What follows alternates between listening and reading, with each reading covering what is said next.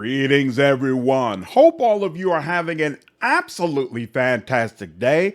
In my last video, I gave you all my impressions after playing through the very last patch for Tainted Grail Fall of Avalon. I had an amazing time, and many of you reached out and said you would either play through early access or plan to dive in once the full game releases. And so I thought, many of you would probably benefit from a breakdown of all the attributes and skills in the game.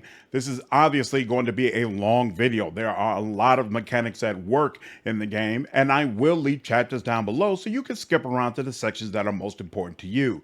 Before we dive into all that information, let me give a brief breakdown on how leveling up works in the game. So as you go around exploring, you're going to use a bunch of different skills, whether they be one-handed weapons, archery, magic, whatever. And these skills are going to increase as you use them. And every time you increase a skill, you're going to get some XP. And you can also potentially get XP when killing enemies and when turning in quests or progressing through quests. So between all of that, as you steadily gain more XP, sooner or later, you're going to level up.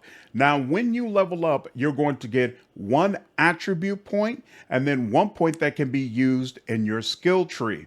The attributes can only be increased during level up. So these points are very, very precious. And it's the same way with your skill trees. While your actual skills are going to level up constantly as you're doing a variety of things, the perks that are available in the skill trees can only be selected when you are actually leveling up, which has to be done at camp. All right, so now that you have that basic understanding, let's go ahead and dive into the bulk of this video, starting with the attributes. So the first attribute is strength. Now, each point that you put into strength is going to increase your melee damage by a percentage amount. It's also going to increase your maximum stamina, which is obviously very important for anybody who's going to be swinging a weapon on a regular basis, most especially if you're using two-handed weapons. And it's going to decrease your armor weight multiplier. So unlike a lot of other games, strength does not actually increase your carrying capacity or your encumbrance limit. That's done in endurance. Instead, strength makes it easier for you to handle your armor weight. And there are some heavy armors that pretty much require you to have a certain amount of strength in order to get the most out of it. So definitely important for melee-based characters. Now, you'll notice that just about all the stats for your character are listed here, but keep in mind, all of these stats are not necessarily increased or manipulated by the attributes you can actually put points in. Some of these can only be manipulated by your skill trees. Now, moving on, we also have endurance. Endurance is, of course, going to increase your max health. It's also going to increase your encumbrance limit, which is a big deal. Encumbrance is a real problem in this game. I happen to find a ring that added 25 to my encumbrance, but otherwise, I've just had to kind of eat how much items weigh me down, and it's a lot. So having high encumbrance can be very useful, and a lot of heavy armor requires you to have a high endurance level. And then finally, it's also going to increase your stamina regeneration. Again, if you're using bows, if you're using melee weapons, stamina is very, very important. So this is great to have. Next up on the list is dexterity. Now, each point in dexterity is going to increase your attack speed. Obviously, that's very important. Once again, if you're attacking in melee or if you're using bows. And it's going to also decrease your noise and visibility, which is obviously fantastic if you're trying to sneak up enemies and pull off melee sneak attacks. If you're trying to pull off archery sneak attacks, it's not nearly as big a deal. Bows have a very, very long range, and so it's easy, even with very low sneaking, to be able to pull off sneak attacks with bows. But if you're trying to do it with daggers or just your regular melee weapon, it's going to be much more difficult, and you're really going to benefit from this decrease in noise and visibility. And then finally, of course, dexterity is going to increase your range damage, which Again, it's going to be very useful if you are an archer. Next up is spirituality. Each point in spirituality is going to increase your spell power, so how much damage your spells do. It's going to increase the maximum amount of mana that you have, which is very, very important. These enemies are tough. They're going to eat up a bunch of your spells. So the more spells you can pump out during a fight, especially a boss fight, the better off you're going to be. And obviously, because of that, mana regeneration is going to be very important as well. So that hopefully sometimes you could just back off and let it regenerate instead of having to burn a potion. And then next up is practicality. So this is going to increase your crafting bonus. Now, this game has a system similar to Kingdom Come Deliverance 2 for those who have played that game, where it's possible when you make something in blacksmithing or alchemy, you can have weak versions of it and you can have stronger versions of it. So this crafting bonus is going to make it easier for you to craft the very best possible version of whatever you're trying to make. And then next up is also weak spot damage. So of course, if you're hitting some enemies in the head or whatever that particular weak spot is, practicality is going to make it a lot more damaging for you. Great for people who are doing sneak attacks. And then it's also going to decrease the stamina and mana cost for any abilities that you use. Obviously, this can be huge, especially if you have a playstyle that is taking up a ton of stamina, such as two-handed melee weapons or magic users who are trying to always use the heavy version of their spells. And then finally, it's also going to increase the price of goods sold. You are going to get a ton of loot throughout the game that you have to sell. So this is really, really going to help you rack up a ton of money. And then last on the list is perception. Now, each point in perception is going to increase your critical damage, and it's also going to increase your base crit chance. Notice it does not increase your magic critical chance or your ranged critical chance. Those have to be done in your skill trees, but your base crit chance can be increased just by leveling up perception. And then it's also going to increase your sneak attack damage. Obviously, this is very, very nice for anyone focusing on sneak attacks. And to be honest, I think I mentioned in my last video, there's just no reason for sneak attacks not to be some part of how you deal with enemies. I have placed no points into dexterity whatsoever. I still keep a bow on me, and I always open combat by using a bow, getting those couple of free licks. Even though it's not that much, it's just no reason not to go ahead and take advantage of the opportunity. One quick note that I forgot to mention for strength, when you increase it, even though it says your armor weight multiplier is going to decrease by 1%, that is not represented on this sheet. I assume that's a bug, and it's something that'll be updated for 1.0. All right, now let's go over skill trees. Pardon the camera move, but I wanted to make sure it was out of the way so that you all could clearly see and read the descriptions. Keep in mind, like I said, you use these skills while you're exploring in the game, so they're going to constantly level up, and there's no requirements as far as the skill for you to be able to pick up the skill points. So even if you have a 0 rank in an unarmed, you can still go into the unarmed tree and pick up a point, and vice versa is true as well. There's no perk requirement in order for you to be able to continue leveling up the skill. All right, let's first start with unarmed combat. First up on the list is Fist of Fury. Unarmed attacks deal 20% more damage or up to 40% more damage. So anytime you see these little bubbles off to the side, it means there's multiple ranks available for that one skill. Obviously, if you're using unarmed combat consistently, this is something you're going to want to have. I haven't played around with unarmed combat, but from what I've heard from multiple people, it is very viable in the game. Now, the only reservation I would have regarding that is I did not notice any weapons specifically from unarmed combatants. So, usually they would have like gloves or, brass knuckles or something you can use that's meant for brawlers. I didn't see anything of that sort, but doesn't mean it's not in the game. And again, the tree is here. Supposedly, you can absolutely go through the game with Fist of Fury. Next up is Blows of the Snake. Killing with Fist increases attack speed by 20% for 5 seconds, or up to 60% for 5 seconds. That's obviously insane.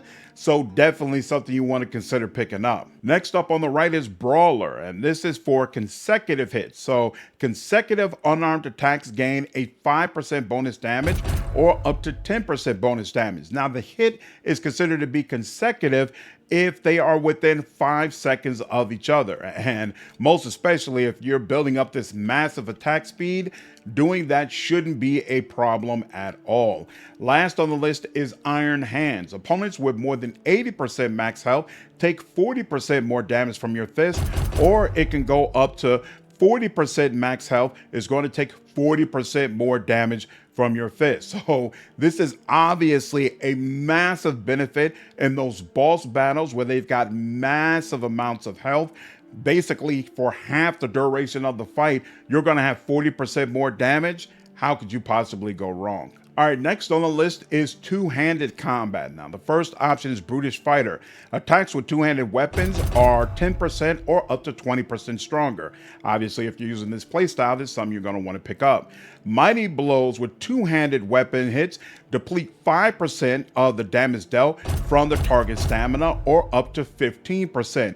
If a target stamina is completely depleted, they become staggered, which makes them significantly easier to deal with. So absolutely, this is something to consider, especially since two-handed weapons are going to deal a massive amount of damage. So that 15% is really going to stack up. And then next on the list is Perpetual Swing. So this is another one of those consecutive hit attacks. You're going to notice this a lot on two-handed, one-handed, anything that's dealing with melee weapons, and I think maybe even archery. They all have multiple options regarding what happens if you hit an enemy over and over again. So with Perpetual Swings, it's going to decrease the stamina cost for each consecutive two-handed hit by 4% up to 20%, or by 10% up to 50%. Stamina cost is a massive concern when it comes to two-handed weapons. So this is something you might want to go ahead and make a beeline for if you plan to do a lot of regular two-handed hits, because hopefully if you get some attack speed, you'll be able to stack those over and over and over again. If you prefer to use heavy two-handed attacks, then you're not going to get as many consecutive hits, and this might not be as beneficial for you. Now going down the middle, the first option is Unstoppable Force. Two-handed heavy attacks deal 5% or up to 15% bonus damage. Nothing to talk about there. If you love two-handed weapons, go ahead and pick it up.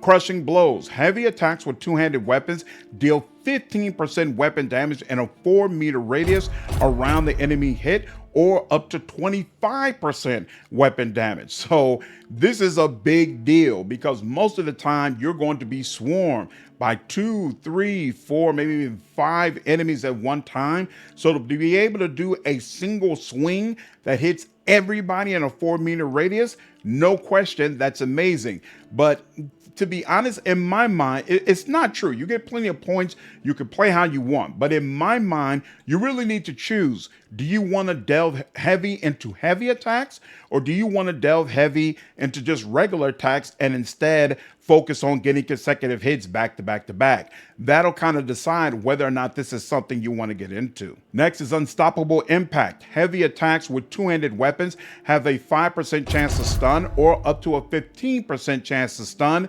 Stunning enemies, come on now, there's no question that is going to be absolutely amazing for you. 15% chance, so that means it should trigger very, very consistently. Great stuff. Next up, Dominating Presence. Each enemy within a radius of 5 meters increases your physical damage by 10%. Again, you could easily be facing 5 enemies at one time. So that means right at the top of the battle, when the enemy is at its absolute strongest and you have overwhelming forces rushing you, you are going to be absolutely stronger than ever. This is a big, big deal.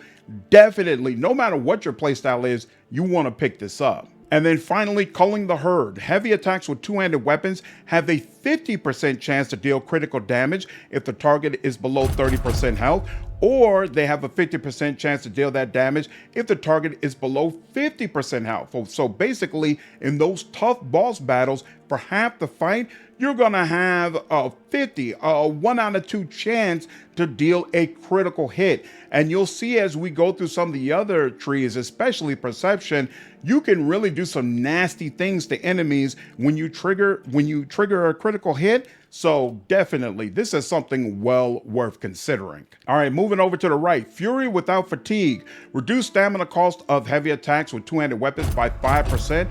Up to 15%. Once again, stamina is everything when you're using two-handed weapons. And obviously, again, with heavy attacks, you're not going to be able to use the stamina cost option here, or it's not going to make as much sense to use it. So this is the alternative version.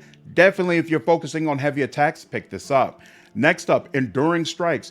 Two-handed attacks have 2% lifesteal or up to 4% lifesteal. Now, in my personal opinion, it doesn't really make sense to use this if you're using heavy attacks, because you're not going to hit often enough for you to really make the most out of this, even though there is a really nice option we're going to get to in a bit. So in my mind, if you're doing those regular attacks and you're focusing on consecutive hits anyway, then lifesteal makes more sense, because you're going to be striking so often that you're going to have so much health coming back.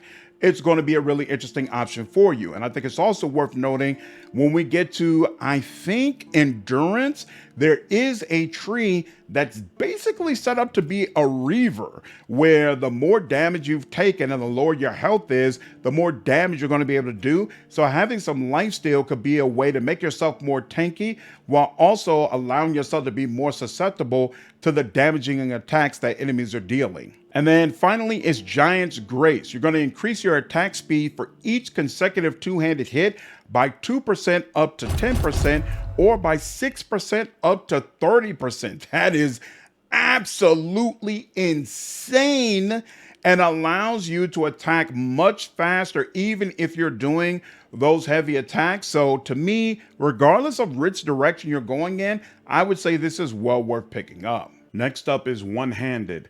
Agile Fighter. Attacks with one-handed weapons are stronger by 10% or up to 20%. Obviously, if you like this playstyle, that's something you're going to want to invest in. Unending Assault. Increase damage for each consecutive one-handed weapon hit by 1% up to 5%, or by 3% up to 15%. Obviously, this is really, really nice to be able to use, especially with one-handed attacks already being faster. It's going to really let you pump out a lot of damage. Strikes of Luck increases critical chance for each consecutive one-handed hit by 1% up to 5%, or by 3% up to 15%. Not only are you going to be striking faster, you'll be critting all the time. Again, this is definitely worth considering.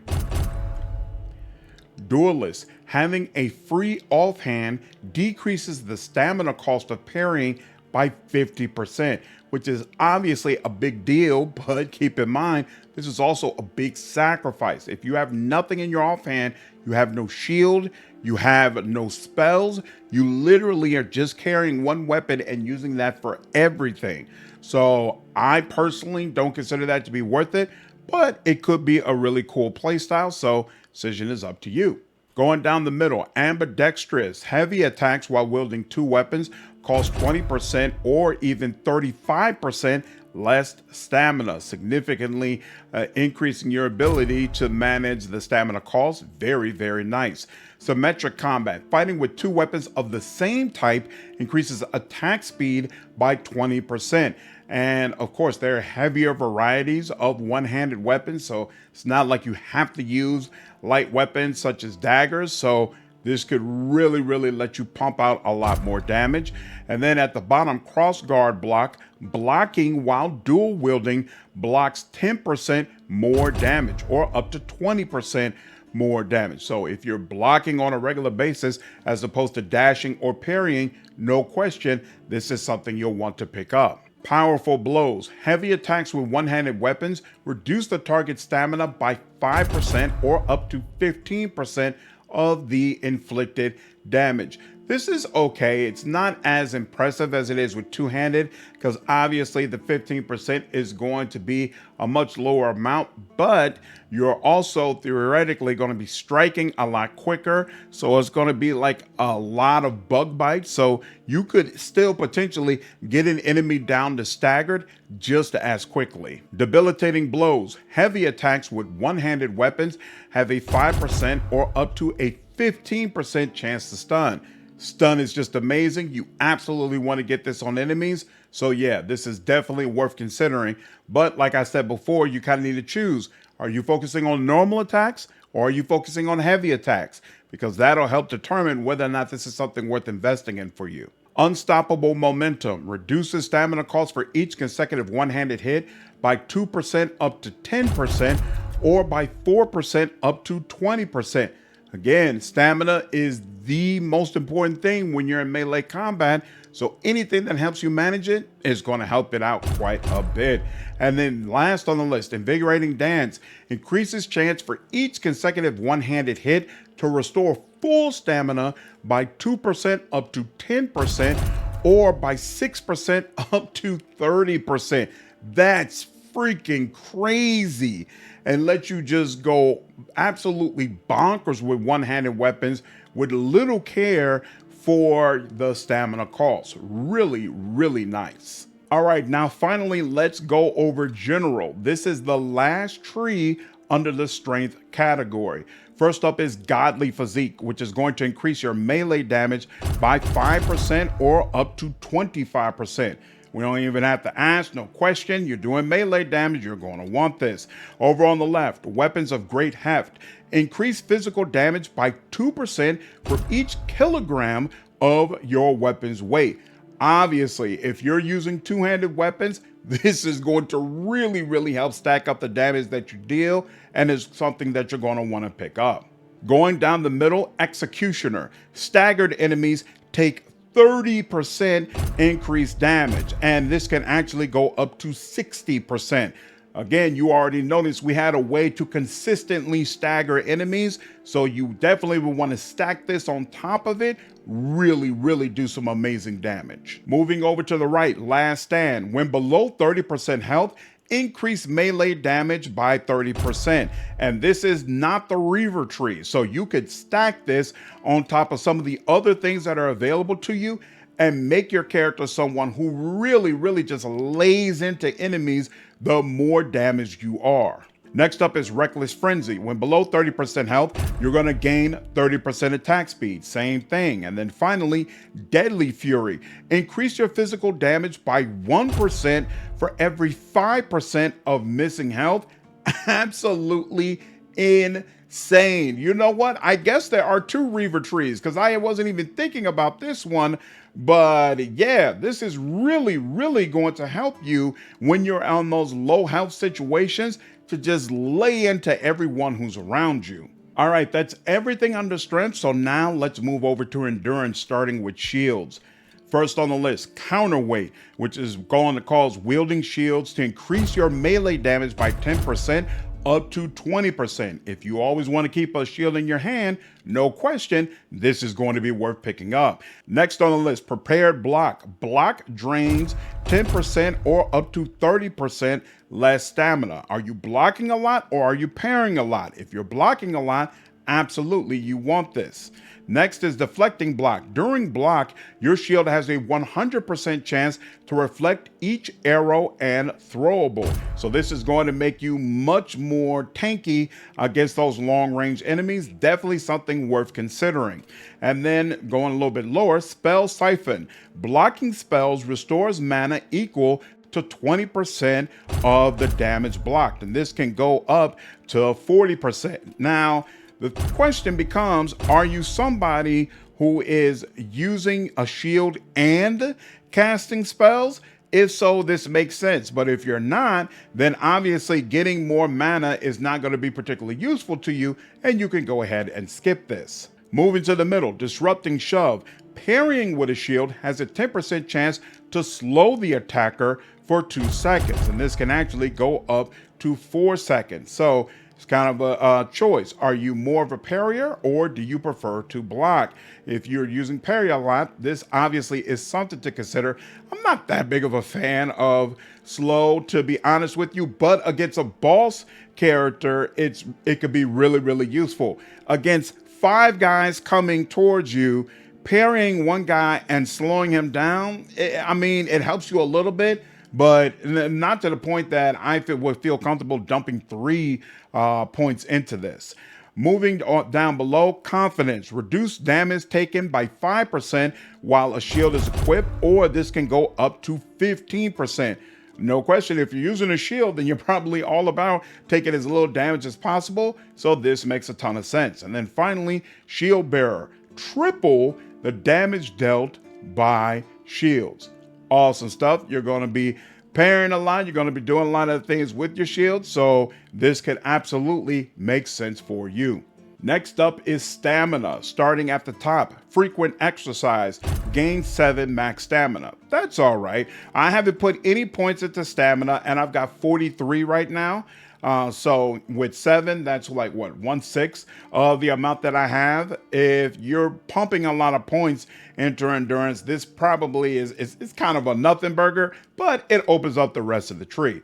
Next up on the list is determination. Taking damage instantly restores 2% or up to 5% of your maximum stamina. So every time you get hit, it's going to help to ensure that you can hit back. That's definitely nice. Then next up is first blood. When you have full stamina, you could deal 10% more damage or up to 30% more damage. I think this is great for archers because even though they use stamina to shoot their arrows, their stamina regains significantly fast if you're patient with how quickly you pump out those arrows.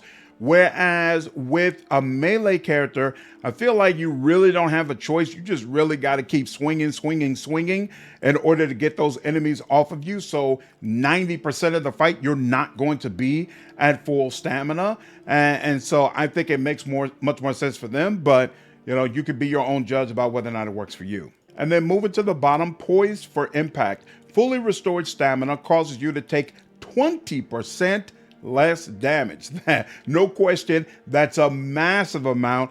And especially if you're trying to be a rolling tank, this is something you're going to want to go ahead and pick up. Gaining momentum is triggered when you kill an enemy, and it instantly restores 10% of your maximum stamina or up to 20% of your maximum stamina. So once again, bunch of skills revolving around just keep swinging. Atone and suffering allows you to receive 10% less damage when overexerted. Overexerted occurs when you completely deplete your stamina. There's a brief moment where you're going to do heavy breathing and your stamina will not regenerate. And then once that breathing is finished, your stamina will go all the way back up.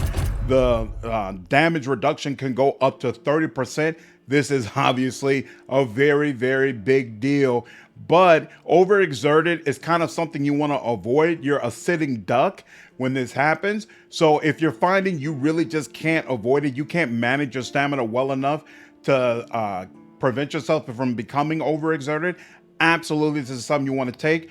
But if you're able to do things in a way where you're like, no, this isn't something that's happening consistently, then this is a talent probably you want to go ahead and ignore. Back into the fray causes your recovery from overexertion to be 50% faster. So once again, if you can't avoid it, you can use these two to ensure it impacts you as little as possible. Next up, exploit the weakness. After staggering an enemy, restore 20 stamina or up to 40 stamina. Again, for those melee combats, managing stamina is everything. So getting some back when you can stagger an enemy very consistently is definitely nice. And then last on the list, Titan's Endurance increases max stamina by 10% for every 30 seconds spent in combat, up to 30%. Now, most fights, you know what? Even fights against scrubs, a lot of times you're going to be facing, again, 3, 4, 5 of them at one time. So a lot of fights are going to last more than 30 seconds. And especially boss fights. Sometimes boss fights are a real test of endurance, especially if you're playing at a higher difficulty level. So this is well worth taking, no question. And then last on the list for the endurance section is health. And this is actually the tree I was thinking of when I was saying there was one that was kind of set up for reavers. So increased vitality is going to increase your max health by 5% up to 10%. Obviously very useful if you're playing in a way where the percentage of your health determines how much damage you're going to deal. And then next up, Unstoppable Rage increases your damage by 1% for every 10 points of missing max health. So as long as you keep getting hit, you're going to keep dealing more damage. And then Furious Assault, for every 10 points of health you are missing, your attack speed is increased by 1% or up to 2%.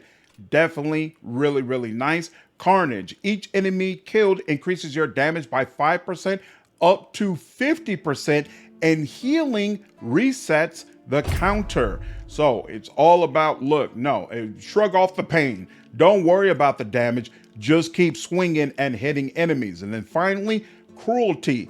Each enemy killed increases your max stamina by 5 up to 30. Healing resets the counter. And keep in mind, when you use stamina potions, that's an immediate effect. So when your stamina gets low, you can pop a potion and get it back up very, very quickly to take advantage of the max stamina cap that keeps going up. And so even though you're using a bunch of stamina, that's how you pop it back up and take advantage of this buff. It's definitely nice. All right, that's everything for endurance. So now let's go over to dexterity, starting with parry. Parry King, your parry window is increased by 0.1 seconds up to 0.3 seconds. Every single millisecond counts when you're trying to parry. So even though this looks like a small amount, it's actually a big deal and will really, really help you pull this off more consistently. Vampiric Repulse. Parrying increases lifesteal by 10%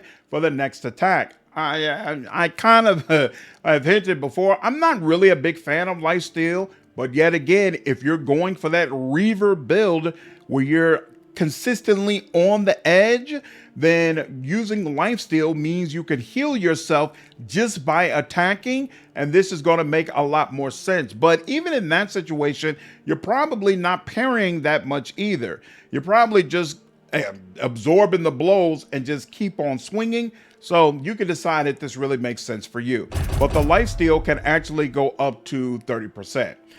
Next up, deflecting parry. You can parry projectiles to deflect them. There are plenty of enemies that are going to deal ranged damage, so this is absolutely something to consider.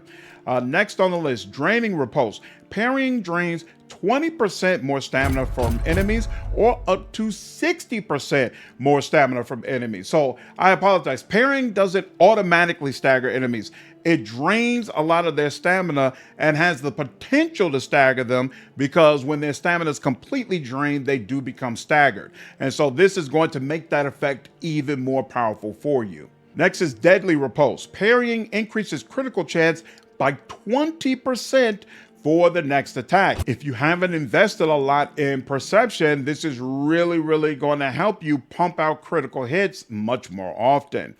And then finally at the bottom, stunning reflexes. When you parry, you have a 3% chance to stun an enemy or up to a 9% chance, which is pretty freaking nice. A 1 out of 10 chance to stun the enemy, and you could probably stack a couple of other things on top of it. Stunning an enemy is obviously very, very powerful, so this is something to consider. Next up is attack speed.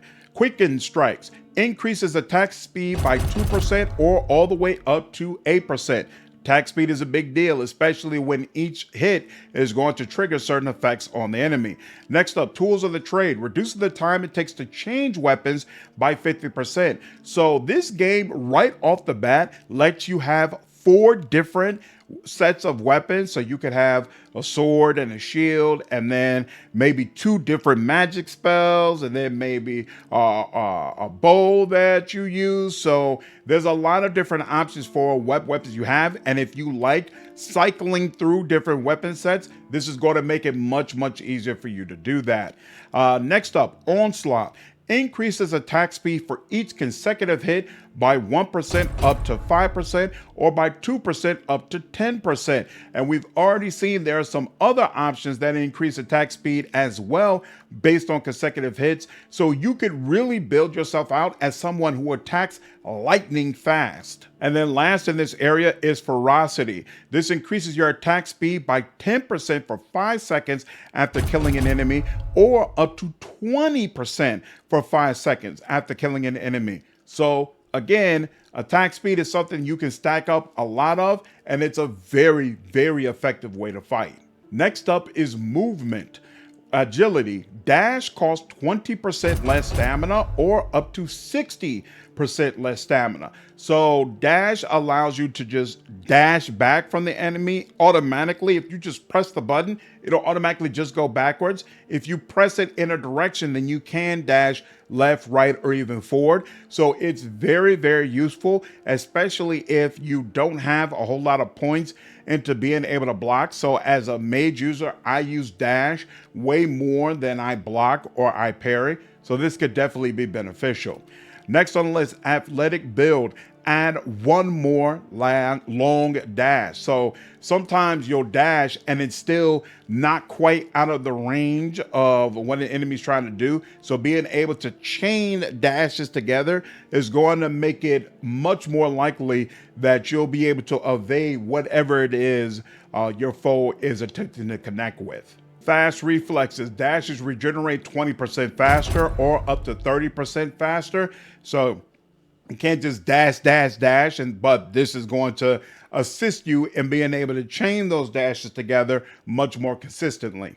And then finally, temporal slip. Sliding slows down time for 2 seconds. I've only slid once and it really didn't seem all that useful, but you can just run in and then slide down if for whatever reason that's something you really want to do. I guess you could use your bow that way, like slide and then slow down time and pick off enemies if that appeals to you, and then maybe switch to a melee weapon, start mopping them up. It sounds fun. It sounds funny, like something Legolas would do, but it's not something I've really played around with. I can't tell you whether or not this is actually beneficial. And then finally, the biggest tree in dexterity, bows. Strong arm of the bowmaster. The stamina cost of holding a drawn bow is reduced by 50%. So of course you can hold the strike so that you can get a stronger attack. And this can actually reduce the stamina cost by up to 90%, basically making it like just doing a regular bow strike. That's absolutely fantastic. Next up is deadly aim. Deal 25% extra damage when hitting enemy weak spots, or up to 50% extra damage. And if you're using a bow from a distance while sneaking, it should be very easy to hit enemies where it really hurts. This is another great thing to have. Next up on the list, piercing volley. Arrows and throwables pierce through one enemy. So you do have throwable daggers, and there might be one other throwing option. But obviously, when you're facing multiple enemies, being able to strike through them is very beneficial. It's going to make it much more likely you can damage multiple enemies at one time. Great stuff. And then last down here, impaling shot. Shooting an enemy below 35% max health is going to apply bleeding, which can be great for those heavily armed enemies or those enemies that like to move a lot. They're going to be taking damage regardless of whether or not you actually attack them. Really, really useful. Next up is Cheater's Trick Shot. You have a 5% chance to get a weak spot damage bonus even when the arrow does not hit the target's weak spot, and this can actually go up to 10%. Obviously, this is very useful because in the heat of the moment, when 3 or 4 or 5 enemies are rushing towards you, you really don't have time to line up a shot directly on a person's head. You just got to let the bow go and hope it hits something weak. And so this is going to help make those shots even more impactful. Next up, aim for the eye. Shooting a weak spot has a 10% chance to blind the target for 10 seconds, which is obviously very advantageous as far as forcing the enemy to do less damage. So you can make a decision. I don't know whether or not this triggers on bosses, whether or not that 10% works regardless of what type of enemy you're facing. If you have a 10% chance to blind bosses, oftentimes you're going to be going one-on-one with bosses, and you might be able to hit their weak spot more often. In fact, you'll probably have to hit their weak spot in order to deal good damage towards them consistently. So this would make a lot of sense if that's the case, but I'm actually not sure that it is. And then down here on the ending volley, shooting a weak spot regenerates 10 stamina. You do use stamina to shoot bows, but I don't consider it nearly as difficult to manage that stamina as it is for melee weapons. So this is okay. And I'm sorry, that it can actually regenerate up to 20 stamina. This is cool, but it's not like melee weapons where I'm like, oh man, you've really got to have something like this in your repertoire. All right, moving to the middle, marksman. The farther you are from the enemy, the more damage you inflict, up to 15%. To me, this is a no-brainer. Bows get a huge amount of distance, and why wouldn't you go ahead and take advantage of that? Go ahead and pick it up. At the bottom, strong back. Increase the speed of drawing a bow by 10%. This is going to help during those times when things get really hairy and you need to fire off those shots as soon as possible. The quicker you can get a full drawback, the quicker you can let that arrow go and deal even more damage. You can actually increase the speed by up to 20%, definitely worth considering. Powerful draw. Fully drawn arrows have a 10% chance of stunning an enemy, up to 20%. That is massive, because if you're heavily depending on bows, you're probably not all that tanky. And so being able to stun the enemy and prevent it from getting within melee range of you is a big deal. Definitely, I would want to pick this up. And then you can also take Rack Them Up. On kill, increase the bow draw speed by 20% for the next arrow. This is going to make it even easier for you to draw all the way back, stun an enemy, and potentially get another kill. And actually, the draw speed can be increased by up to 60%. Next up, proper draw technique. Drawing a bow costs 25% less stamina. This is just obviously a no-brainer. Yeah, stamina is easier to manage here, but 25% is a huge amount. Next up is lucky shot. Critical hits with arrows have a 25% chance to refund one arrow, or up to a 75% chance. Now, you can craft arrows, but they are still in very limited supply. So this is actually worth considering, especially the arrows that deal elemental damage. And remember, there are certain enemies that, at least from what I felt like I was seeing, certain enemies are susceptible to certain elements. So you might come up with an enemy like the slime monster. I felt like fire really worked well against them. You're going to want to make sure you actually have fire arrows to use. So the more of them you can get back, it's definitely going to be beneficial for you and beneficial for your pockets, unless you're going to heavily invest into blacksmithing and just creating your own on a very regular basis. Eagle Eye, significantly increase zoom while using bows, which of course is going to help you be able to hit those weak spots even easier. So definitely worth considering, especially also if you like staying far away. You have to aim the bow higher in order to get those arrows to drop down. So with increased zoom, it'll probably make it easier to line up those shots properly. And then last on the list, unnatural focus. Zooming while an arrow is drawn slows down time, but it drains 15% of stamina per second, or down to 5% of stamina per second. 15 is a lot to ask, but 5% should be very manageable. And if you're slowing down time, that means you're making it much harder for enemies to close with their melee distance to you. Absolutely, this is something well worth considering. All right, we're now at spirituality, which means we're halfway through the list. If you're still here, I appreciate it. I'm glad you've been enjoying this video. I'd really appreciate it If you hit that like button down below, obviously it takes a lot of work to experiment, put all this information together, and make sure that I'm giving you all good stuff so you'll be able to play the game easier. So I'd appreciate it if you just did that small favor for me. Thank you so much. All right, spirituality. First up on the list is wands and cubes. Arcane Conduit. Soul cubes and wands increase spell power when equipped by 15%. And this can actually go up to an astounding 45%. Now, when they say wands, keep in mind, they're almost like quarterstaffs. There's basically long staffs. They're not two-handed weapons, so you can still have a spell in the other hand, but it's not the little short Harry Potter type wands that you might be thinking of. But obviously, wands are meant to be used by somebody who's focusing on using magic, and so it's useful to definitely have them. I never ran into soul cubes, so I cannot comment on how they actually function.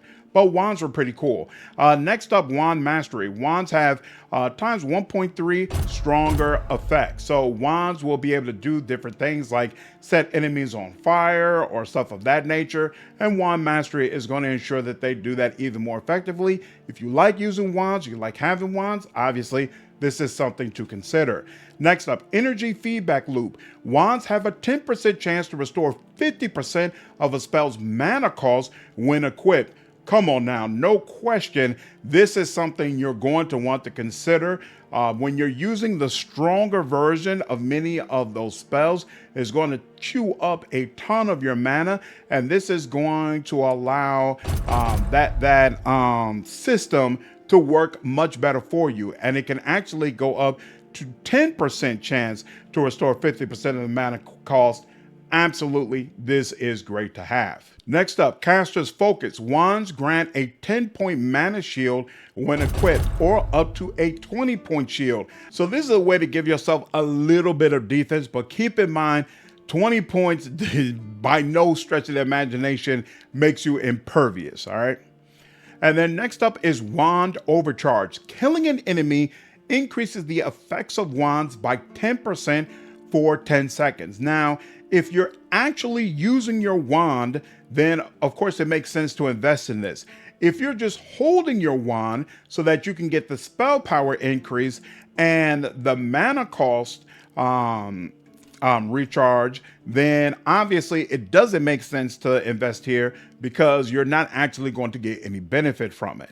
And then on the other side, it's all about soul cubes. So soul cube mastery is going to make the effect stronger. Again, I'm going to assume, again, I haven't actually found any soul cubes, but I'm assuming it can burn enemies, freeze them, poison them, things of that nature. Clean energy. When charging soul cubes, there's a 10% chance to gain an additional charge. So I know you can charge them by killing enemies. And so this is going to allow you to kill less enemies to get a full charge on your soul cube. And then down the bottom, mana battery. Activating soul cubes increases mana regeneration by 20% for 10 seconds, or up to 30% for 10 seconds. So basically, you hold the cubes, you kill enemies, you charge them, and then you use them during battle, and it's going to ramp up that regeneration for you. Cool stuff if you decide that you like the cubes. All right, next on the list is summoning. So there are spells that allow you to summon allies to assist you. First up on the list, Summoner's Battery. Each active summon increases your mana regeneration by 5% or up to 25%. Obviously, that's a massive amount, and it's going to make it much more beneficial for you to just throw out as many summons as you possibly can. Next up is Prepared Rituals. Reduces the amount of mana reserved by summons by 10% or up to 30%. So when you throw out a summon, your mana is going to slowly go down because you have to actually use it in order to keep those summons out. And this ability is going to make it significantly easier to manage that mana cost. My opinion, it's essential. If you want to be a true summoner and consistently using that spell, you're going to need this. And then there's Astral Bonds, which is going to do two things. It's going to increase the summon limit up to 5. So now you can have up to 5 creatures out at one time. And it's going to give your summons the ability to critically hit. So any successful attack that they use has a chance to inflict more damage than a standard attack. Once again, if you're going to be a real summoner, you're going to have to take all of this. You want the mana cost to be as low as possible, and you want to have as many summons as possible, and you want them all to hit like Mack trucks. Moving down the middle, Worthy Sacrifice. Whenever a summon dies, you and your other summons restore 10% max health. If you're going to have 5 of them out at one time, they're going to get hit. Sooner or later, they'll die, and this is going to help ensure both you and your summons stay on your feet. Mana Infused Blood. Your summons gain health regeneration equal to 10% of your mana regeneration. Your mana regeneration should be sky high because you should be pumping spirituality a lot if summoning is your thing. So obviously, this is great to have. Hold the Line. Whenever a summon dies, your other summons gain 75% attack speed for 10 seconds. So 5 of them out, 1 dies, 4 of them all of a sudden go ballistic. Very, very nice. And then all the way at the bottom, Feeding Frenzy. When you deal a killing blow, your summons regain 10% max health, and their physical damage is increased by 50% for 10 seconds. Absolutely fantastic. Unless you want to be the type of character who just throws out your summons and lets them do all the work. If you plan to do as little work as possible, obviously this isn't all that great. But otherwise, and to be honest, it's going to be much more effective and efficient if you go ahead and attack as well. This is most likely going to make sense for you. All right, moving to the right, Power Conduit. Each active summon increases your spell power by 5% up to 8%. The more spell power you have, the more damaging your spells are going to be. This is great stuff. And then last on this list, Invocations of Might. Each point in spirituality increases your summon's max health and damage by 5%, but it's also going to increase your summon spell's mana cost by 7. So do you want to go all in on summons where most of your mana is really dedicated to keeping your summons out and allowing them to just light up enemies? Or would you rather prefer having more of your mana available for other things, and then you'll probably won't want to take this? Up to you. All right, next on the list is a skill tree that I delved into the most during my playthrough, Combat. Arcane Teaching. Your spell power is increased by 10% or up to 50%, which is obviously a massive boost to how much damage your spells are able to do. Definitely, if you're depending on offensive spells, you want to pick that up. Next up is Charged Cantrip. After you cast a spell, your next spell with a lower base mana cost has a 25% increased chance to critically hit, and this can actually go up to 50%. Now, off the top of your head, you might be like, this is cool and all, but why would I want to cast a spell that is so clearly weaker that's probably not going to do much? And it'll become clear when we go through some of the other parts of this tree that actually critically hitting an enemy with a spell can be very advantageous for you. Next up is Infused Incantation. After you cast a spell, your next spell with a higher base mana cost deals 5% or up to 10% more damage. So there's an ebb and flow here. This is very, very interesting using 2 spells at the same time. Next up, Tiresome Weave. Critical spell hits reduce target stamina by 20% or up to 40% of damage dealt. And if you've got a massive spell power ranking, that could be a ton of damage and constantly just melt through an enemy's stamina, making them staggered and making them much easier to deal with. Impactful spell casting. Spells have a 20% higher chance to stun enemies when dealing damage, or up to 50%. Same with archery. You probably, if you're leaning heavy into magic, want to be able to stun enemies because you don't want them coming within melee range. So this is really going to help to ensure you're limiting the amount of damage that you're exposed to. Great stuff. And then at the bottom, Arcane Mark. A critical hit with a spell marks an enemy and causes them to take 10% or up to 30% more damage for 10 seconds. So you use the very best spell that you have. Then you use a weaker spell that has a 50% chance to critically hit. And then you go back to using your strongest spell, which is going to get this increased damage from infused incantation. And it's going to deal significantly more damage because the enemy was critically hit. This just stacks stuff on top of stuff, just making the enemy take significantly more damage. Over on the right, imbibed by the elements, dealing elemental damage applies corresponding elemental status buildup. So I loved using fire, and I was basically throwing down a fireball over and over and over again, causing a fire elemental buildup. And when it reached its peak, the enemy would literally set on fire. And for some enemies, that just melts through their health and really makes them more easier to deal with. So no question, if you're focusing on elemental damage, this is something that you're going to want. Next up is resonating projectiles. There's a 5% or up to a 15% chance that upon hit, the projectile spell will bounce again and hit the next closest enemy. No question, you want this. More enemies getting hit by that fireball, more enemies taking fire, more enemies being set on fire, all at a lower mana cost for you. This is absolutely great stuff. And then at the bottom here, overkill. Excess damage from a killing blow is dealt to nearby enemies. So you got them all on fire. They're all steadily taking health loss. And then when they finally get that kill, especially if it's dealt directly by you, you could deal a massive amount of damage to a whole group of enemies. And then last on this list, elemental infusion.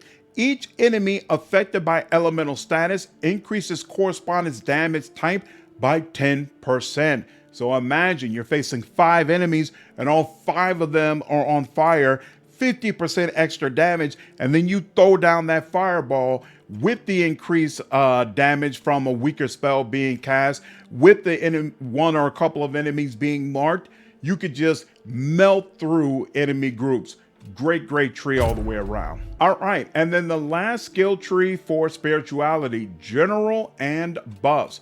First on the list, mana battery. You're going to gain 10 max mana. I've already mentioned the more mana you have, the more damage you're dealing, and the mana can actually go up to 50. Very nice. You almost certainly will want this. Tranquility. Mana regeneration is doubled outside of combat. I don't really care about this. It already goes up plenty fast as it is. And there's never been a time where I was waiting around and was like, man, I wish mana regeneration outside of combat would go faster. Invigorating energy. Your max health is increased by 10% of your max mana or up to 20% of your max mana. And obviously this is going to help to make you more tanky. Definitely something to consider.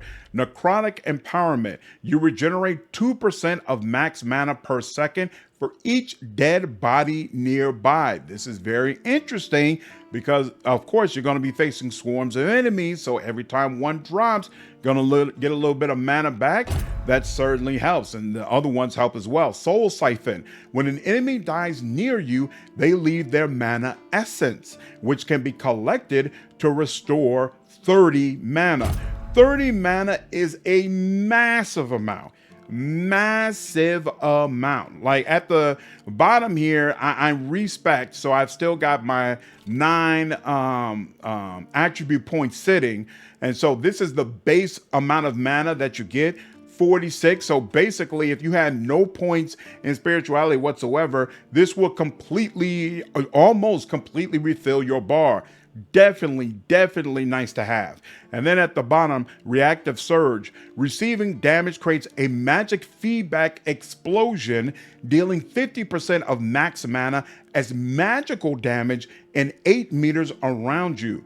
Can only happen once every 30 seconds, but obviously, if you've got a massive mana pool, this can deal a ton of damage to a lot of different enemies, and 30 seconds really isn't a long, and especially a long time in this game. Some of these battles are going to last quite a while, and so you might trigger this multiple times in the same fight. Definitely a great pickup to have. Next up is Sorcerer's Efficiency. A critical hit with a spell restores 25% or up to 50% of its mana cost. Once again, critically hitting with spells can be really to your advantage. Spell Reaver restores 10% of your max mana after killing an enemy with a critical hit. And this can go up to 20% of your max mana. So once again, switching back and forth, getting those crit hits is really going to help you out. Eldritch Desperation. When below 30% mana, increase spell power by 50% or up to 100%. That is crazy. As someone who's using magic for damage, you're just gonna blow through your mana. Like, it just is what it is. And when you get down to the bottom, you probably just gonna pop a potion and then gets right back to it. But with this, maybe instead you try to depend on your mana regeneration, especially if you have a decent spirituality score. Building up how fast that regeneration occurs, it might be more to your advantage to just ride the edge and be as low as possible and get that double damage over and over again. Absolutely fantastic buff. Next up is Power and Swiftness. Movement speed multiplier increases spell power by the same amount. I'll be honest, this one is kind of weird to me. Movement speed is something you kind of go out of your way in order to increase. So I'm not sure what type of build would really make use of this. I'd probably have to dig into that a little bit more, but it's there if you all find it useful. And then last on the list, Unbound. Movement speed penalty while casting a spell is 50% lower, but uses up stamina. So it's important to know casting spells does not take up your stamina, which is why I went with spell in one hand, sword in the other. As soon as I ran out of mana, I just started swinging my weapon, and then when my mana got back up, I just go back to casting spells. And so this takes away from that to some degree. And for my playstyle, it isn't worth it. But for your playstyle, if you're going all in on magic, then stamina being used up matters significantly less, so it's definitely something to consider. Next on the list, Cheater's Gambit. Attacks against blinded enemies are always critical hits. We mentioned in one of the previous skill trees that they have a very consistent way in order to be able to blind enemies, so you can combine that with this and really rack up some damage against your foes. Going down the middle, Assassin's Doctrine increases sneak damage by 40%. That is flat, that is straight up. One skill point, 40% increase to your sneak damage, no question. To be honest, I would say everybody should take this. It's so easy to pull off those sneak attacks with bows. I just don't see a good reason not to do this. And this is going to massively increase how much damage that does. With no points in archery or dexterity whatsoever, it's still worth it to me to go ahead and pull out that bow. It doesn't do that much against bosses, but even when it doesn't do much damage, you pull them to where you are as opposed to having to go where they are.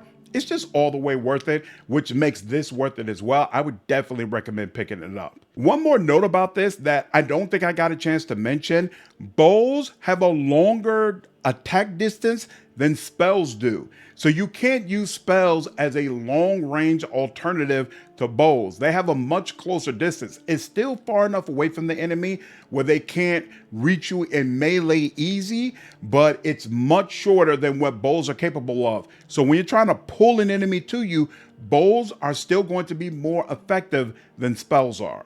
Next is Wolf Among Sheep. Every enemy within a 15-meter radius that is not in combat, so basically they're not aware of you, increases sneak damage by 15% or up to 35%. So again, this is great stuff. I mean, it's fantastic if you're an archer, but if you're playing as a melee sneak attack person, it's really nice because you can sneak up close to enemy groups and then decide which is the first one you want to take out and get a massive damage boost against them.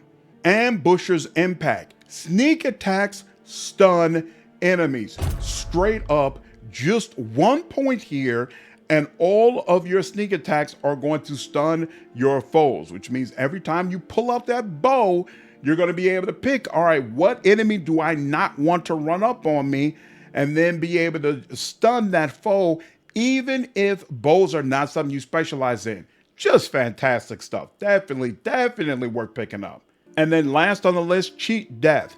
Taking lethal damage makes you invisible for 5 seconds instead of killing you. Can only happen once every 120 seconds. But obviously, this is going to make you significantly more tanky. I mean, you can make the case the whole damn tree is worth picking up pretty much regardless of your build type. Just really cool stuff that is going to help you out tremendously. Next on the list is daggers. Even though daggers are one-handed weapons, there's actually a whole separate tree designed specifically for them. Dagger proficiency. Backstabs with daggers have a 33% or up to a 100% increased chance to be a critical hit. Very nice, no question. Next up, Serpent Swiftness. Increases your attack speed by 7% or up to 15% when you have a dagger equipped. So you're going to be able to stab enemies with no problem. And then there's also Lethal Precision. Increases your critical damage by 30% or up to 50% when you have a dagger equipped. So you can see already right off the bat with daggers, you can strike really fast, get guaranteed criticals if you sneak and position yourself properly, and then those crits are going to do significantly more damage than other characters who are able to critically hit are capable of. Then moving down the middle, Lingering Afflictions. Daggers apply times 1.5 more status buildup. So in blacksmithing, you can apply effects to your weapons, such as setting enemies on fire or poisoning enemies. But just like with setting enemies on fire, you've got to build up to that. You've got to build up to enemies being poisoned, or you've got to build up to them being frozen. Having these effects on daggers is going to build it up much faster than swords or two-handed weapons. Deadly Remedy. Heavy attacks with daggers remove poison and bleed from the enemy, instantly dealing 80% of their remaining damage. So obviously, you need to have daggers set up so that they are poisoning and or bleeding enemies. But if you do, this is going to allow you to deal a massive amount of damage with one stroke. And speaking of making enemies bleed, Razor's Edge. Daggers have a 20% or up to a 50% chance to make your target bleed with every attack. So you can set your blades up or your daggers up so that they poison enemies and then get this bleed effect on them, and that'll make this significantly more powerful to trigger. Over on the right side, Claws of the Predator. Backstabs drain target stamina by 50% or up to 100%. We've already mentioned why that's so powerful. No question, this is something to consider. Deadly Luck. Backstabs have a 10% chance to instantly kill weaker enemies.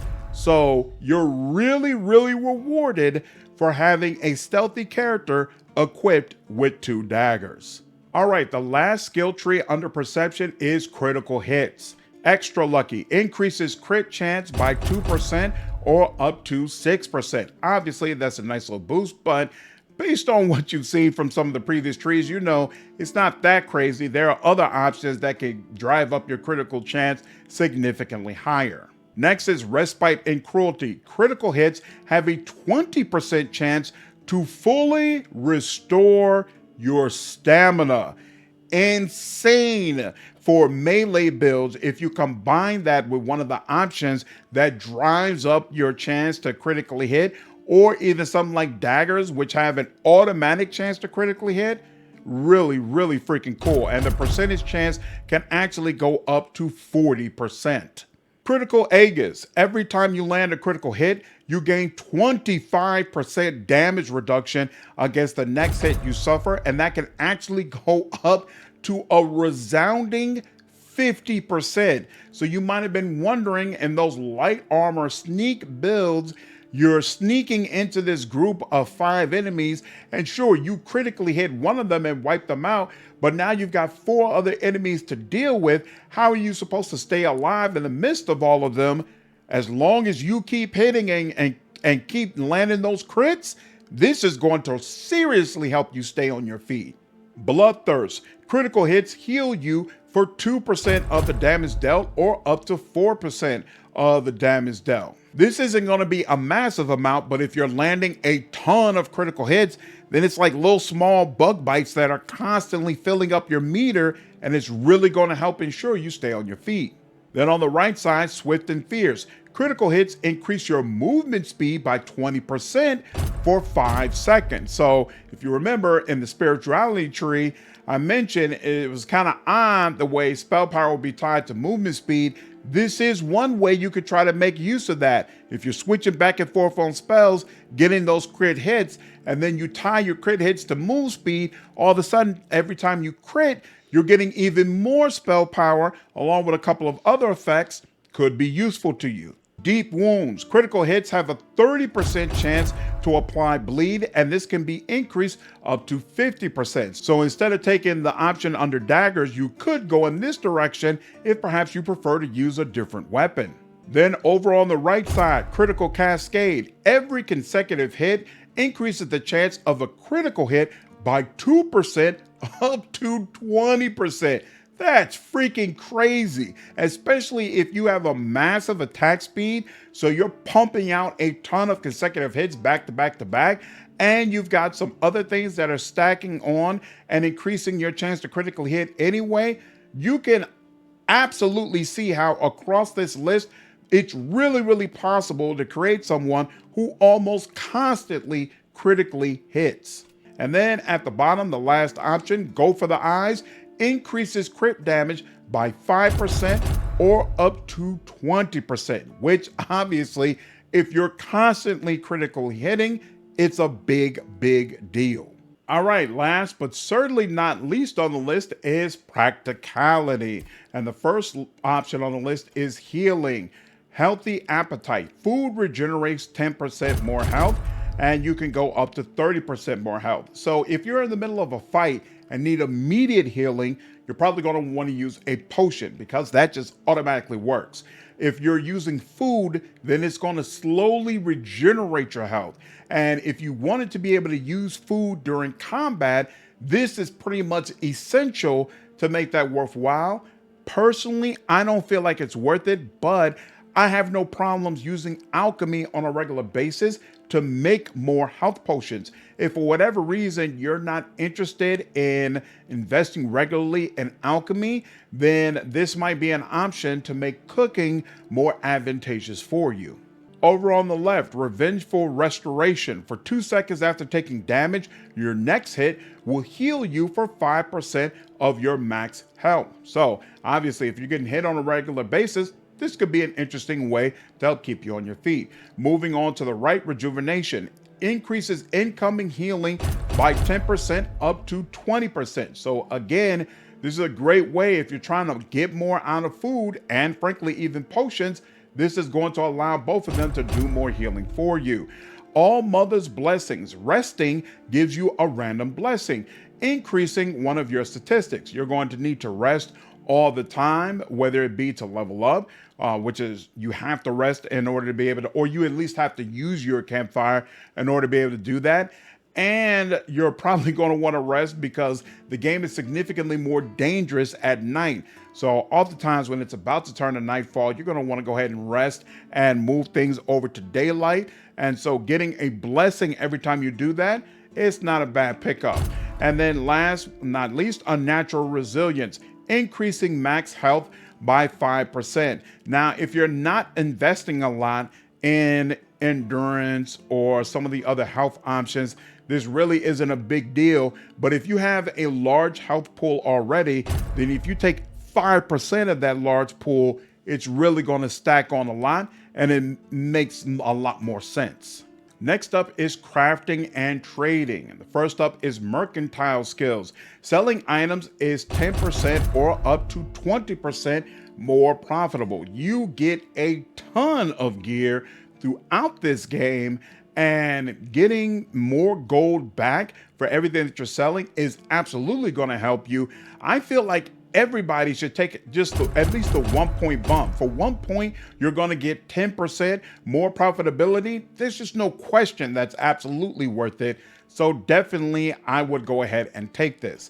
Next up, side dish mastery. You have a 10% chance to create an additional dish when crafting food. If crafting food is important to you, then obviously you want to take this. You can bump it up to 30% if you wish. And then last on the list, special dishes have 50% more potent effects. So there are ingredients that you can find everywhere and pick up throughout the game. And then there are recipes where you can combine these ingredients into special dishes that will increase your health, increase your stamina, or do certain things for you. And so this is going to make the effects much more potent. I don't really care about this. I wouldn't invest in this because, again, I'm using food outside of combat to just heal myself back up. And I don't especially need it to be more potent because it's not being used when I need it the most. But once again, if you want to be able to use food in combat, then this is something you'll absolutely want to invest in. Moving to the lower left, the Fanatic. Fishing rods are 30% more durable. So you can get fishing rods that allow you to fish while you're out at sea. I've never bothered with this. There are a ton of fish that you can loot. Fish is very useful because you can make fish oil out of them, which is used for health potions. So again, if you're investing in alchemy a lot, you're going to want a lot of fish, but the game provides plenty. I never fished the entire time I was playing. Now, take all that with a grain of salt because I only have access to chapter 1. In chapter 1, you have multiple human settlements that you can go to where there's a bunch of fish lying around that you can loot. You could buy fish if you really wanted to, etc., etc. I have no clue if in chapter 2 and chapter 3, there will also be human settlements that'll give us the same options. So keep that in mind. Moving on, not a small fry. You are more likely to catch a bigger fish when fishing. This doesn't matter to me. Bigger fish, I'm going to take a wild guess and say it's going to give you more fish oil than what a regular fish would, but I never felt like, oh man, I really wish I had more fish oil.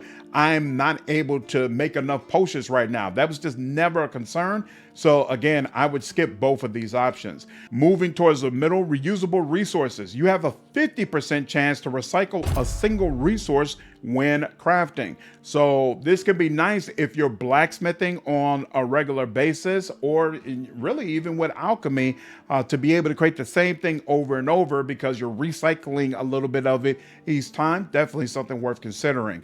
Crafting. You can craft arrows at a campfire. So at base level, your campfire only allows you to cook. If you want to do some of the other things, you're going to have to be in certain situations. And so this is going to allow you to craft arrows every time you open up your campfire. If you're an archer, I consider this to be basically essential because you could run out of arrows without even realizing that you were in danger of doing that because you weren't monitoring things properly. So definitely nice to have. And then mobile blacksmith. You can craft weapons and armor at a campfire. Again, base level, you're not able to do that. Very useful to be able to just pop in whenever you want to, as opposed to having to go all the way back to town. Keep in mind, fast travel is very limited in this game. So this is not the type of experience where you can just fast travel all over the map whenever you get ready to. So going back, and enemies do, I don't think they come back necessarily in the same numbers that they were before, but they definitely come back. So you can't just clear the whole map. So if you leave the map and then rest a couple of times, when you try to go back to the same area, you're going to have to kill a whole bunch of enemies all over again. So the more that you can do just out in the field, the more it's going to probably benefit you. Master Craftsman, you no longer craft weak items. So I think I've already mentioned this before, that there are different categories of what type of item you create. And this is going to ensure, at the very least, you craft just a normal item instead of a weaker one. Definitely to your advantage. And then lightweight alloys. Crafted items have reduced weight by 1 level. Obviously, encumbrance is a big deal in this game. So being able to automatically craft things that weigh less definitely is going to help you. Moving over to the right side, optimization methods. Your potions require 50% less alcohol. You use the fish oil to make the alcohol. The less alcohol you require, the more potions you're going to be able to create. So obviously this is very useful to you if you want to invest a lot in alchemy. And by the alchemy, potions last twice as long on you. This is massive. This is a big deal because there are many potions that have very powerful effects that only last for like 20 seconds. So being able to increase that to 40 seconds and then increase the potions that last for 1 minute to 2 minutes is going to ensure those effects last much longer on you. And you can loot a lot of potions that have useful effects, even if you're not creating them yourself. So to be completely honest with you, I think these 3 points, taking the 10% more profits when selling items and getting potions to last twice as long, I think this whole thing is useful to you regardless of what build you're planning to run. And then down here, ethereal fuel. Fueling your campfire with ethereal cobwebs is 50% cheaper. If I recall correctly, putting cobwebs, which you can loot out in the field, but putting cobwebs into your campfire refreshes your ability to fast travel. So you can't just fast travel whenever you want to. Basically, you burn a use and then you have to get that use back if you want to be able to do it again. After my 10 hours in the game, I had 6, maybe 7 cobwebs, and 10 were required in order for me to get my fast travel back. So I didn't have the ability to fast travel for the majority of my playthrough. So if you're the type of person who likes to be able to fast travel whenever you want to, this is pretty much a must-have. You want to definitely get this ASAP. The next skill tree on the list is statuses. Exploitation of afflictions. If an enemy has an active status on them, they take 10% or up to 30% more damage. So if you're the type of person throwing out fireballs or using a fire sword or using fire arrows, that kind of stuff, poison with your daggers, this is absolutely something you're going to want to take. Next up on the list, stacking peril. Deal 25% more damage to enemies with 2 or more debuffs. Do you have the ability to apply 2 or more debuffs on an enemy at the same time? Obviously, again, that was something very easy to do when you're using daggers. If you have this ability, absolutely, this is great stuff. 50% more damage is nothing to scoff at. Rising Scourge. If an enemy has an active negative status, apply another one is 25% faster or up to 50% faster. This is a big deal because getting that high enough so that statuses occur, it can kind of take much longer than you want it to, especially against bosses. So the fact that, hey, I can set it on fire and then very quickly poison it as well, that's very useful to me as a character. Absolutely, this is something worth picking up. And then last one, moving to the right, potent poisons. Debuffs deal 25% or up to 75% more damage. Absolutely, if you're the type of character using this type of stuff, you want to take this. And then last on the list is armors. Now, keep in mind your skill in armors increase when you wear an armor of a certain type and then an enemy hits it. So if you want to level up light armor, you need to wear light armor and then have enemies hit it. I mentioned in my last video that the armors are not clearly labeled. And so sometimes it's a little iffy trying to figure out, is this a light armor or medium armor that I'm looking at? But you kind of get a feel for it as you go through the game. And hopefully when 1.0 releases, all those armors will be properly labeled. But regardless, first up on the list is Born in Armor. Increase your armor value of your equipment by by 2% at base and then up to 8%. Obviously, if the strength of your armor is a big deal for you, this is something you'll want to invest in heavily. Next up is armored skin. You're going to gain 1 extra armor or up to 3 extra armor.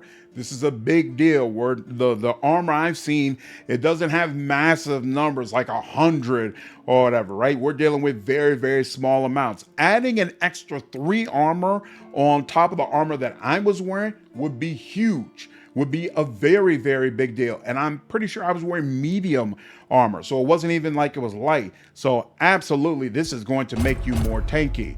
And then the best offense, deal additional 20% of your armor as damage when attacking with melee weapons, and this can go up to 60%. So obviously, if you're wearing heavy armor using two-handed weapons, this is just going to allow you to really, really pummel enemies in a crazy way. Absolutely, it's great stuff. Now, moving a little bit further to the right, uncanny agility. You have a 2% chance to negate all incoming damage, and that can actually go up to 6%. You're going to be taking damage constantly if this is important to you, most likely. So 6% is actually a big deal and absolutely worth taking. Acrobatic dodge. Your damage negation chance is increased by 2 times when having light equip load and by 1.5 times when having a medium or heavy equip load. So this is going to help you negate even more damage pretty much regardless of your playstyle. So once again, if damage negation is important to you, this is going to be something that's well worth you going ahead and taking. Moving to the middle, endurance training. Increase armor weight thresholds by 5% up to 15%. I'm going to be honest with you, I have no clue what this is supposed to do. Hey, what's up? Coming at you from the future. I actually do understand what this does now. So apparently, and I never picked this up the whole time I was playing this game, the game has a rather unique way of dealing with armor weight. Instead of each individual piece being light, medium, or heavy armor, the game looks at the total amount of weight for all the armor that you're wearing, and then based on that, it gives you a category. I saw the light, medium, heavy here, but never realized that's what it was trying to convey to me. So the heavier your total armor weight is, the less mana regeneration, stamina regeneration, attack speed, casting speed, dash speed, movement speed multiplier, and dash counter you're going to have. And so it's definitely to your advantage to be lightly armored as possible. And again, you could be wearing what would technically be considered heavy armor, but it will still be categorized as light because you've set yourself up to be able to carry so much armor weight. And so that's what that skill is supposed to be able to do for you. Now, just again, keep in mind, there are skills for light, medium, and heavy armor.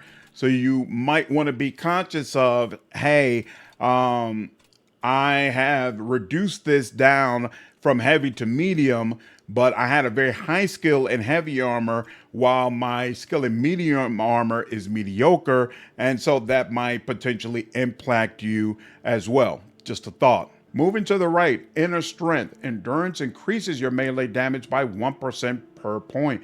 If you've been working on a major tank build, this is probably fantastic because you're heavily going into endurance, probably maybe even carrying a shield, and you've got some of the things that, increase your melee damage because you have a shield, things of that nature, and so you're still able to pump out a lot of damage that way, and this will allow you to do that even more. Toughened by pain. Gain up to 10% damage reduction depending on your missing health, and this can go up to 20%. Very nice. Delving into that Reaver build all over again. And then finally, Hedgehog Knight. Receiving melee damage returns 25% of it back to the attacker. Heavy armor, two-handed weapon builds are going to love this. Just run on in, let people attack you. By all means, do whatever you think is going to work. All of it is just going to come back your way. Great stuff. And that's it. That is the full list of all of the attributes and skills in Tainted Grail. As you can see, there's a massive opportunity for a lot of build theory, crafting, and figuring out the exact type of character you want to create. I think Awakened Realms did an amazing job putting all of this together, and I can't wait to get full access to it when the full release occurs later on this year. But once again, 1.0 will drop on the 25th. So you're going to be able to get at least some part of the experience that they plan to provide. Let me know down in the comments if you had any questions, if there's anything that here that was unclear to you. I'd absolutely be happy to help. One more time, if you enjoyed this video, I'd really appreciate it if you all went on ahead, click the like button. And if you haven't already, subscribe to the channel. I definitely plan to do more Tainted Grail content leading up to the release. So if there's anything in particular that you're looking for, let me know.